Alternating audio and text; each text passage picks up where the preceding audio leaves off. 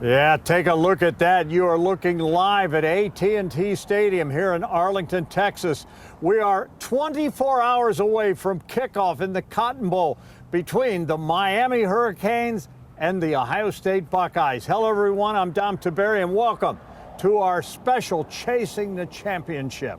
And I'm Adam King. If you're looking for Wheel of Fortune, don't worry, it's a rerun. Instead, we are going to take you through the Buckeyes getting set for their first ever back-to-back national championship attempt. We have quad box team coverage here. Doesn't get bigger than this. Tracy Townsend is talking with fans as Buckeye alumni bars, and Nicole Sheeran back in studio with 97.1 The Fans, Justin Zwick.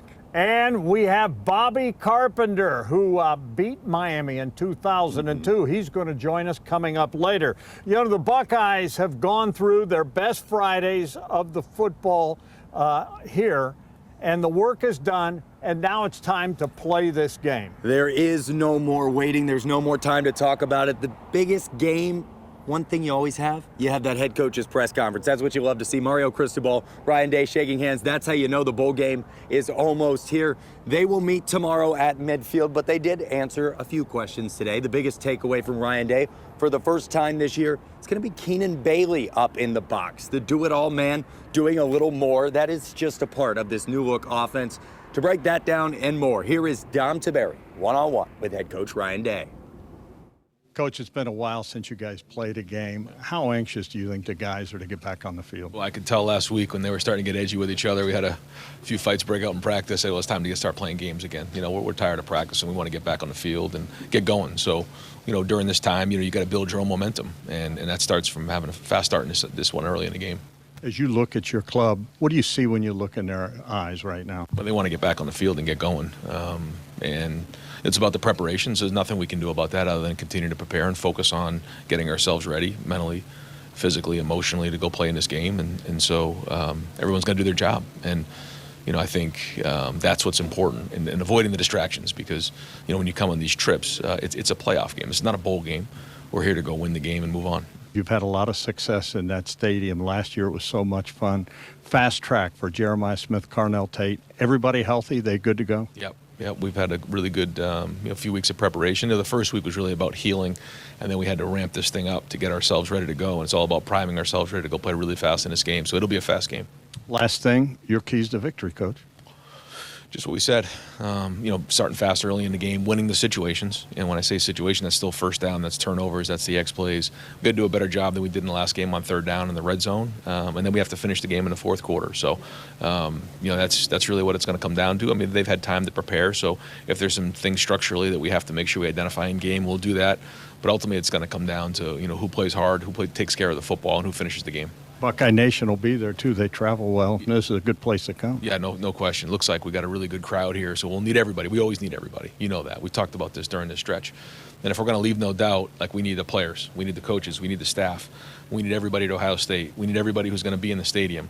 We also need everybody at home. Like I've said this before, the vibes and everything like that, that all adds up. And when Buckeye Nation is strong, man, we're at our best. So these guys need everybody, so let's be at our best. All right, Ryan Day there. Thanks to Coach Day for always taking time out to visit with me. You know, yesterday was media day. We got a chance to talk to all the players and all the coaches. As a matter of fact, our man Adam got some time with, he wears number 0. The Block O. Sonny Styles. Let's take a look and listen. We got outplayed by the other defense. We gave up 13, they gave up 10. We said we wanted to be the best defense in the country, but we got outplayed. So now how are we going to respond in the rest of the playoffs? I think the mindset on our side of the ball, and I think this is any defense, no matter who you have on offense, we want to be able to win the game, based off our play alone. And, we weren't able to do that. So that's what we're trying to do each and every game. What do you have to do against this Miami team to win in this game? I think you got to stop the run up front. They're big up front, big offensive line. They got a big running back. He's physical. They got other backs who are good as well. But you got to stop the run. Obviously you saw that versus Texas A&M. And then playmakers on the outside. You got to be able to match up. Got to be able to stay on top. Tony's a great player. They find many different ways to get him the ball. So we always got to know where he's at. And then when you're playing a veteran quarterback, disguise is of the utmost importance. He's very smart and he's seen a lot of football. So, if we're just going to let him sit back there and be comfortable and let him diagnose what we're in, he'll be able to dot us up. So we got to do a good job with that. What a great kid he is. He absolutely is. We're also talking to Buckeye fans. Tracy Townsend is here alongside Dom Tiberi and I. She spent the day in a Buckeye alumni bar. Tracy? We are here at Bottle Rockets. Great place for Buckeye fans, but I'm telling you, Buckeyes are multifaceted. We're more than a poisonous nut. I've got Dominique Collier. So first of all, OH. I-O. You went to Ohio State. Yes, ma'am. But you are a trailblazer in your family. Tell us a little bit more about that. I am the first one in my family to go to Ohio State. Everybody has gone to the U, Florida State, The FAMU. what? The U. Oh my goodness. So how did that go over when you decided to? They were not happy. Not happy at all. I still get the whole banter, the back and forth, and this game alone, it's like 23 years. We're coming for you. So what's that? What are your impressions, or what are your thoughts on what the team needs to do to pull this off? Oh no, they have it. They have it in the bag. There's no question. They're the defending national champions. So we're going to win it. So not even worried. Well, and so what's it like to be a Buckeye from Florida living in Texas? Whoa. I mean, it's one of those things where there's so many of us, and we're how firm thy friendship. We all are here. And Texas, you know, they have their own feelings about us, but I love it, like the back and forth. But there's so many Buckeyes here, and we travel, and we love our school. And last thing I want to ask you, you're moving this forward. It's going to be a family thing for you. Tell me about your daughter. My daughter, she's starting at Ohio State this fall. That's great. OH, I-O. thanks so much for joining us.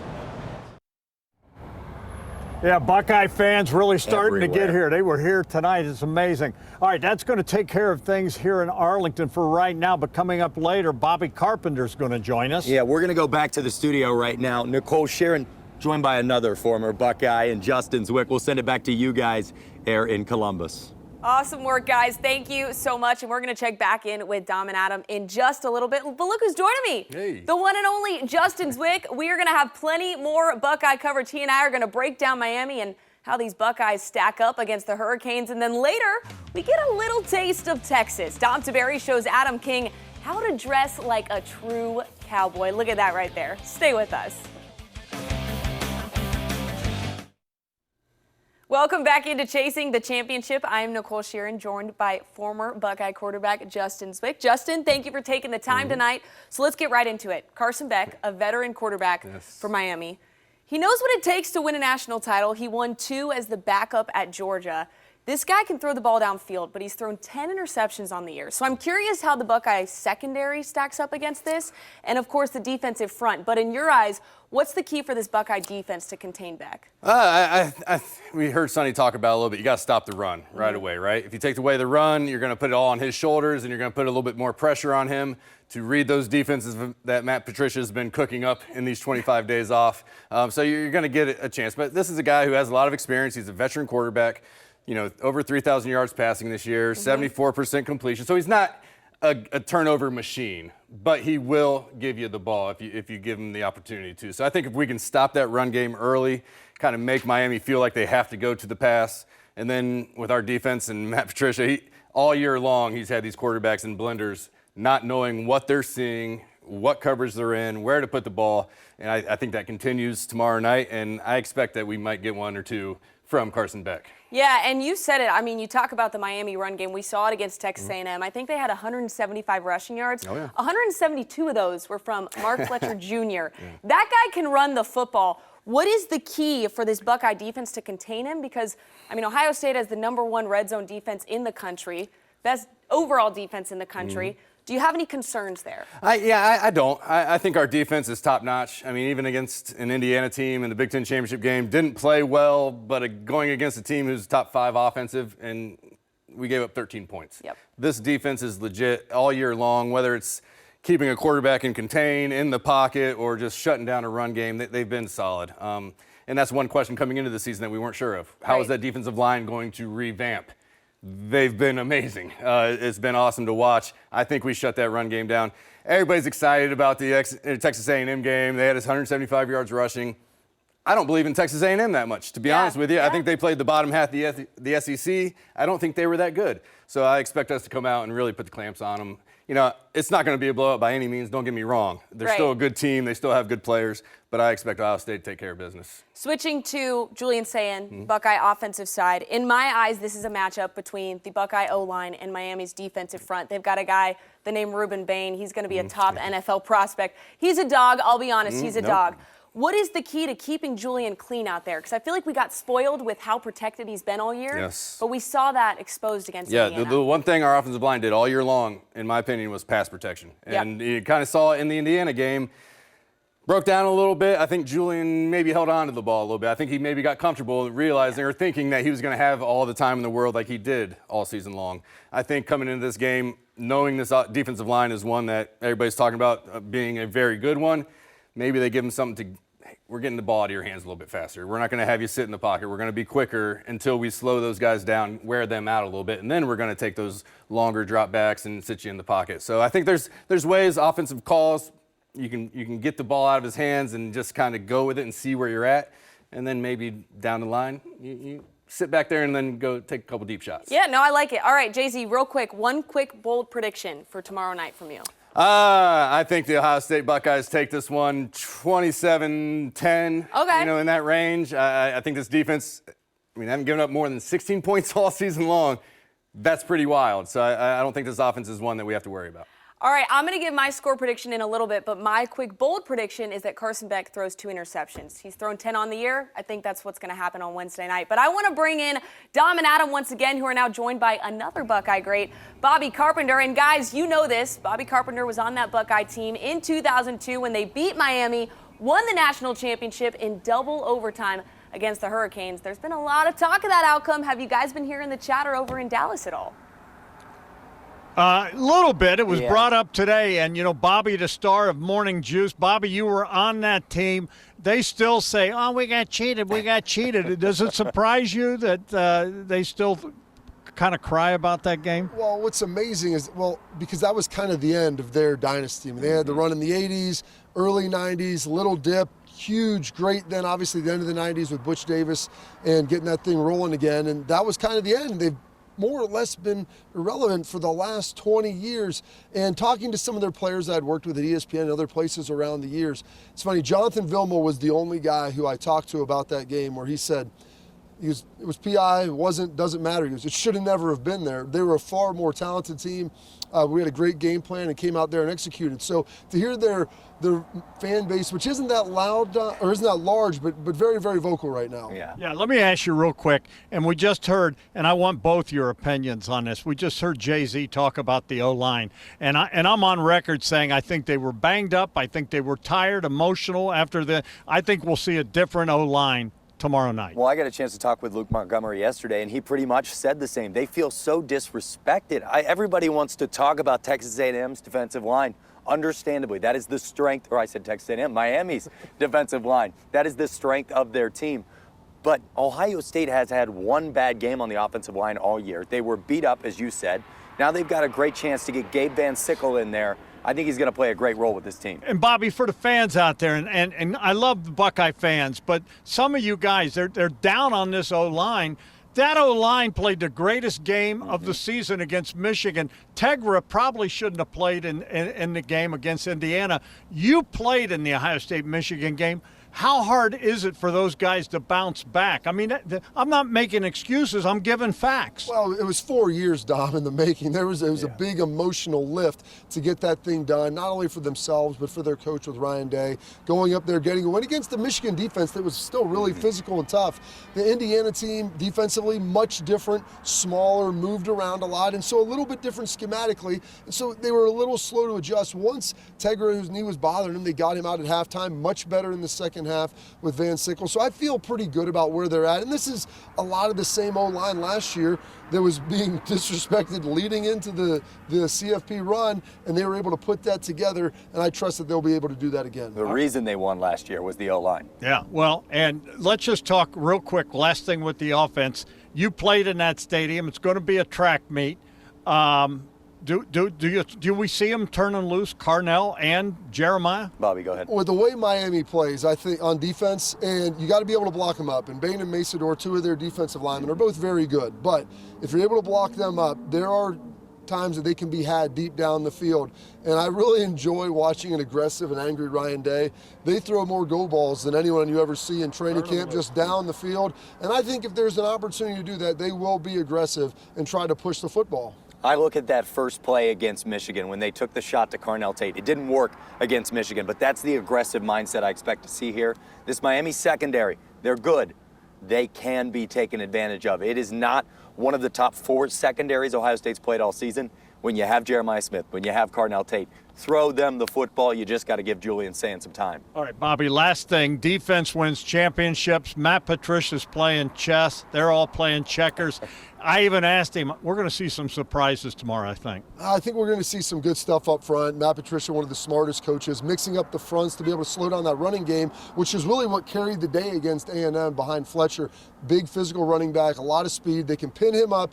The other guy is Malachi Toney, their little slot receiver, and they will move him around everywhere. But I love the fact that we have Sonny Styles. I love the fact you have Arvell Reese. Those two guys are big and athletic, and they can track down anyone. All right, do me a favor, Bobby. Now, Bobby played here. He knows if you're in Dallas, you got to be a Cowboy. Well, this young man, you've heard of Billy the Kid. This is Adam the Hare, and we took him out to Lucchese today, and we taught him how to be a Cowboy. I helped him get dressed and how to look good. Not really. We'll show you how it turned out when we come back. Welcome back to AT&T Stadium. You can't come to Texas, and you certainly can't come to Cowboy Stadium without enjoying a little bit of the Lone Star State vibe. Well, let me tell you, this young man, he still wants to be a Cowboy. I do. And when you're in the state of Texas, where everything's bigger and there are Cowboys everywhere, I decided to take him out to a Cowboy store and turn him into a Cowboy. As a matter of fact, you've heard of Billy the Kid. Meet Adam the Hare. So, you know, when you come to Dallas, Adam, you're in cowboy country, and the whole deal is Adam's like a kid in a candy store, and he wants to be a cowboy. Do I not look like a cowboy? So Uncle Dom is going to help dress Adam today as a cowboy. What could go wrong? What do you think of these? Nah, I like these better. Okay, do we have a pair of jeans for him? Oh, those are perfect. Look at those. What's wrong with these? No, you got to wear jeans. Oh, I love this. Perfect. What do you think? You're John Wayne? This hat is much better. It's not straw hat season. It's perfect. And this is the belt to complete the ensemble. Fabulous. I like the not what I envisioned. belt buckle. Way to go! Give me the high. Fabulous. I can't believe you dressed him like this. I'll handle it.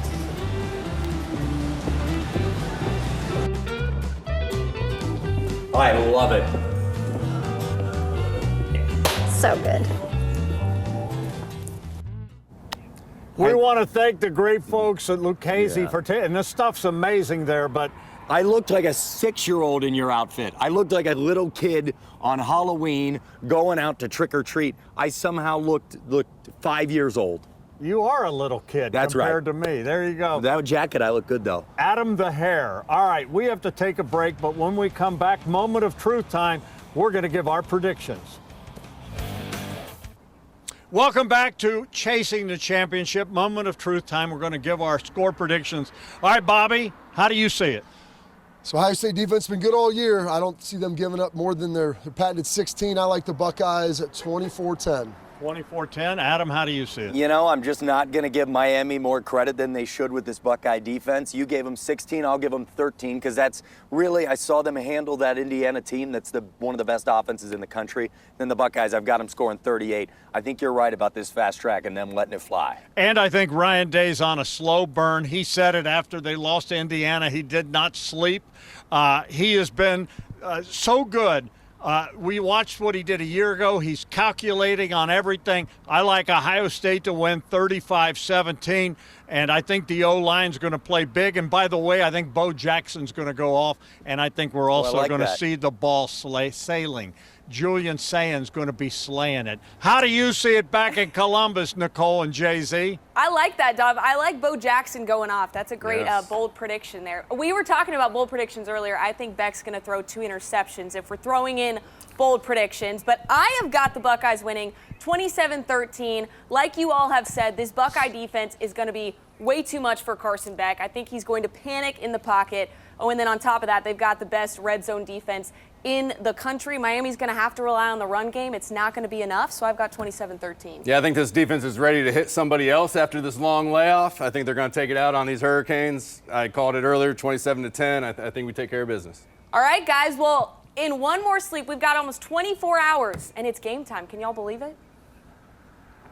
Yeah, we can believe it, and we're very excited. And I don't know, how will the guys sleep tonight? I think they'll sleep well. Pressure is only the impact of what you didn't prepare for. These guys are prepared. They're ready to go. I feel good about it, and I think they do too. Wise words from Bobby Carpenter right there. You know, this place will be rocking and rolling. Buckeyes, I'm sure they travel so well. So, Nicole, there you have it. Back to you. All right, guys, thank you so much and great work. Don't forget, when the clock hits 0, switch it over to 10 TV and 10 TV Plus. Have a good one.